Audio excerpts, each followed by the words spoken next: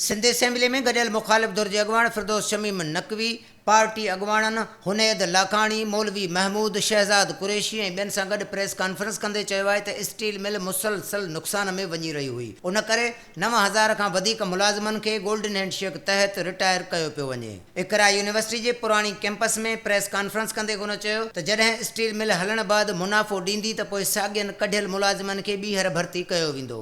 हुकूमत के ख़जानों में वो सकत नहीं रही कि वो उसकी रिस्ट्रक्चरिंग के पैसे लगा सके स्टील मिल। जब वो स्टील मिल में पैसे नहीं लगा सकती तो ये जो प्राइवेट सेक्टर है वो इस मिल की प्राइवेटाइजेशन के लिए तैयार नहीं है जब तक उनको एक क्लीन स्लेट ना दी जाए।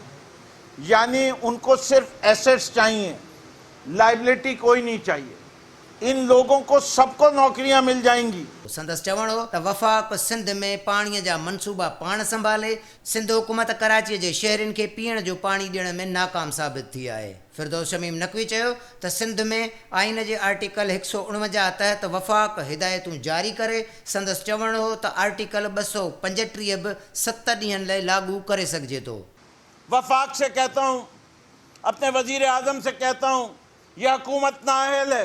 जो हुकूमत मंसूबों पे इस तरह अमल कराए, वजीर आज़म साहब, ये शहर और इस शहर की नुमाइंदगी का और इस सूबे की नुमाइंदगी का फर्ज रखते हुए मैं फिर आज इल्तिजा कर रहा हूं कि है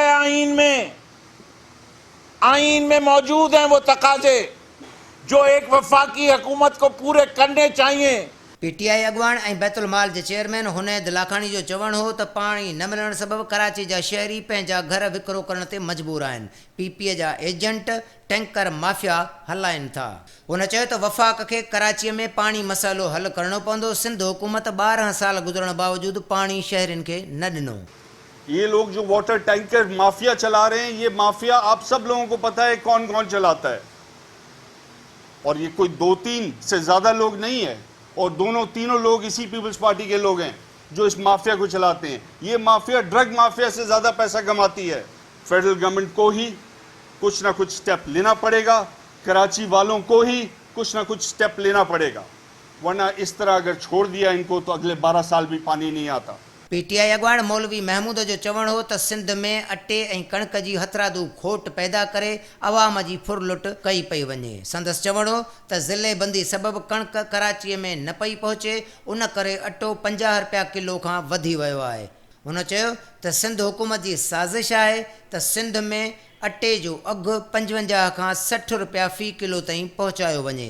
हुन मुतालबो कयो त सिंध हुकूमत हिकदमि अटे अघ में लाथ आणे। सिंध गवर्नमेंट को ये कहना चाहता हूँ कि जो इन्होंने आटे के और गंदम के ऊपर तमाशा किया है, इसको फौरी ख़त्म किया जाए। इन लोगों का इरादा है कि आटे की कीमत 55 से 60 रुपये ले जाने का। ये आप लोग अपने इसके ऊपर नोट कर लें, क्योंकि ये पूरा का पूरा एक प्लान है। कैमरामैन गुलाम मुस्तफ़ा रिंद सां गॾु हकीम सेठार, सिंध टीवी न्यूज़, कराची।